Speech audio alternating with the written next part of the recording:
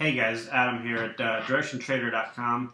I got a question in the live trading room this morning about how to limit risk. I trade ES a lot in the room, and every so often I'll poke over and take a look at crude or gold or Russell or one of them markets, which tends to be more of a breakout market.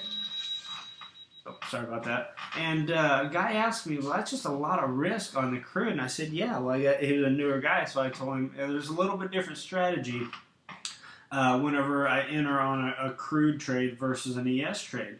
Typically in the ES, I use a lot of fibs. So just this example, I'll show a few examples. In this example right here, typically in the ES, I'll enter right here at the 38 level or maybe the 50, just in front of the 50% pullback level, and put my stop down here below the 68%. Now, typically in a move, say a 1600 tick or even something like this, that may be 4 to 6 to maybe 7 ticks in the ES, which is only maybe $50 to $75 per contract. That's not much risk in the ES, but if you did the same thing in something like a crude or a Russell or gold, something like that, you might be entering, like say here at 92.50, and if you did the same analogy, which is what I do, that stop would be down here below, say, 92.10. That's 40, right there is 40 ticks per contract. That's $400 per contract risk. A lot of people can't stomach that, and I personally will not do it either. I'm not willing to do that. I don't like it. Granted, the reward is very nice. So I came up with a strategy to basically use multiple time frames and just limit your risk on it. And to get in, there are certain secrets that I use. I'm going to go ahead and tell you a few things, but not everything. I want you to come to the live trading room, obviously. But if you would go over to a smaller time frame, this exact pullback right here came at the same time. This is the 21 range. Here's an 8 range. The reason I use them numbers, they sound random, but they're Fibonacci levels. That's the reason I use them. But in the same pullback, what we're looking for is we're looking for some type of bounce, something to show us that, hey, these people are ready to reverse now. I guess sometime in this level. So say I was to draw something in this level, I'm looking for these people to be ready to turn around in this level. So that happened to fall right in here. So now what am I looking for? Sorry about that. I'm looking for this market to sell off into this 50% level, which is in this level right here, and I'm looking for this market to get a little bit of a bounce, and then it's never going to just bounce straight back up. It does, but very rarely will it come down in V-bottom in one of these markets right here. What it will do, though, is it'll come down, it'll make a little bounce and then kind of retest. Now, sometimes it'll retest these lows. Sometimes it'll stagger a little bit. But what I'm looking for is I'm looking for this high right there. I'm looking for these levels because what I'm looking at is whenever it came back up, all these people that are short, guess what they just did? They moved their stop down, down, down to right above that level. So what do I want to do? I want to put my entry order right above that level. So I'm limiting my risk because now instead of having 40 ticks of risk, sorry about that, 40 ticks of risk there, I now have an entry here and an exit below. So in this particular situation, we're looking at, say, 26, and our entry's up here around 40. So now we're looking at, rather than looking at a 40 tick stop, we're looking at a 14 to 15 tick stop. That's a big difference. So to limit your risk, I go to a smaller time frame, and the reason I like this entry so well is because all these stop orders are right here. I tend to use 2 contracts or 4 contracts. Sometimes I use 3 if I want to catch a runner, but say 2 contracts. Let's be very basic. I enter a tick to 2 above this high, and guess what's happening right here that's flooding these orders? All these stop orders are getting fired off. So guess what? My first contract gets filled before any of these buyers even have to come in the market to push it up because it's getting filled simply based on all these stop orders getting filled. Very, very powerful with this strategy.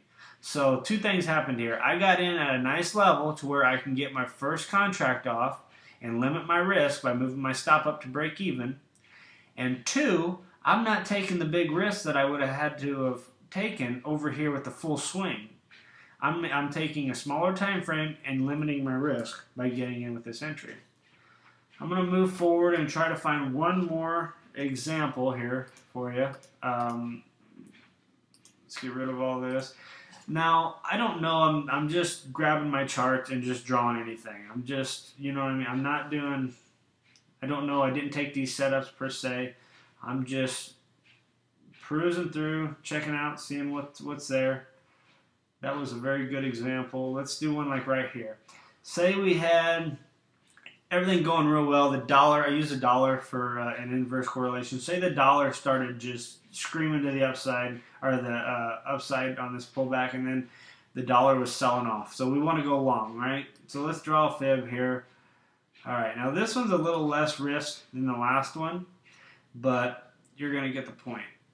All right, moving forward here. This only happens on the breakout markets, like the Russells and stuff like that. I don't use this strategy on the ES because ES is way too choppy for something like this. So, all right, this example, you got a low to high, and then let's see, we took from a low to a high, pull back. There's your entry. Now, if you have plenty of money or you're willing to stomach some risk, you could enter here at the 38% and look to trade it to the upside to your ultimate goal up here. Okay. If you're like me and you want to try my strategy, this is what I'll be doing in the room. Rather than entering right here at 30 or about 93 and having my stop down here like normal at about 92.75, that's 20. That looks small, but that's still 25 ticks per contract you have to stomach if this was to come against you a little bit. I don't like doing that, so I'm going over to a smaller time frame, and on the same strategy, this exact pullback right here is the same pullback right here in a longer time frame. What am I looking for? I'm looking for this market to pull back, find some buyers, just enough buyers to find a peak here. Now what's happening is all these people that are short, they're moving their stops down. So there's going to be a load of stop orders right here. What do I want to do? I want to enter right there. So when these stop orders are filled, you'll see a big old shoot up right here, and then it'll probably test and head up. Sometimes it just goes due north. But we're going to see it in the last example, we've seen it chop up. This example, you are going to see it go due north. So, all right, same time frame. What do we have? We have the market coming down. We have the market making a level right here. Bam. All right, now we have stop orders right here. These people have moved their stop down. So now what am I looking to do? I'm putting my position on 1 to 2 ticks above there, and look what happens. I now limited my risk. I went from a 25 tick stop to now about a 16 tick stop because of this swing. And once I did that, look what happens whenever I got in this market right here. I got filled. Look at all these stop orders that got filled. And bam, the market flooded straight up. So I limited my risk within probably a second or two. As soon as this market broke this high by a tick, bam, this happened probably within a second or two. So now I have a risk-free trade, so I can move my stop up now to a break-even position. And then ultimately, I would look over here for my final target. Now this seems a little overwhelming probably right now because you don't understand, but come to the live trading room. I show very, very detailed examples of this and exactly how I use an inverse correlation of the dollar to enter. But on a situation like this is very typical to be in this position here at 92 or 93.02, 92 or 93.03, somewhere in this level, and then sustain this all the way up until we reach these highs up here at 93.50. That's a pretty good move. That's 50 points. That's $500 a contract. Now, you're like, well, that's awesome, but how do I limit that risk? But use that strategy. That's just an entry I call the elevator. Here's another example, just real quick. I didn't want to make this video this long, but just going to keep going through these examples. Say something like this. You did break out. Look at this. We broke out of a high, so this is what we're looking for. We have a trend line here. We broke out of these highs, right? All right, now that's a trend line plus it's a Fibonacci level. Now, once again, say we were to enter up here at 93.50. Now, the risk would have been 22 ticks, which isn't that bad. But let's go right over here to the smaller time frame. This is the exact same time frame right here. This here happens to be the exact same time frame. Oh, shoot, my bad. Let me zoom back out here a little bit. Exact same time frame right here.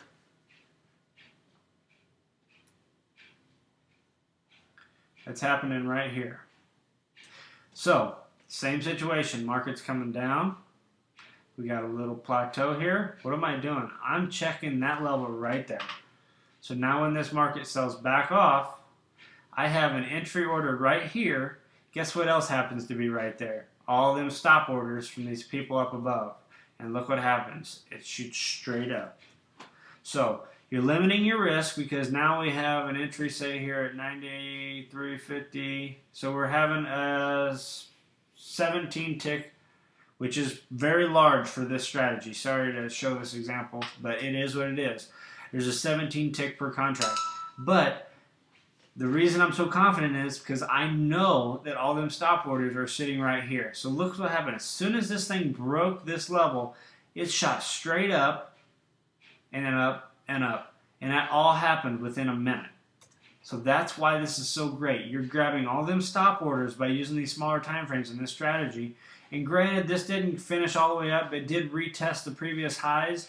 And if you would have used a strategy of following, trend following, I mean, this is a pretty good little push. That's a 40 tick push, which we'll take. So, all right, I didn't mean to make this video go this long. I just wanted to explain exactly what I'm looking at whenever I come to trading the Russell and the crude oil and the gold. I don't just enter like I do the S&P. I don't enter on a pullback exactly. I look for more confirmation just to limit my risk. I like to limit my risk. I like to be more disciplined. I don't like to stomach too much. So I would say I'm a little bit conservative. But if you like what you just seen and you're interested in learning more and learning about how I trade the ES, how I trade the gold and the crude and the Russell and so on and so forth, come join me at directiontrader.com. I run a live trading room in the morning time, and I go over these in very, very detailed situations. You'll see me trade them live. Not only educate, I am a trader, so I will be trading these live. So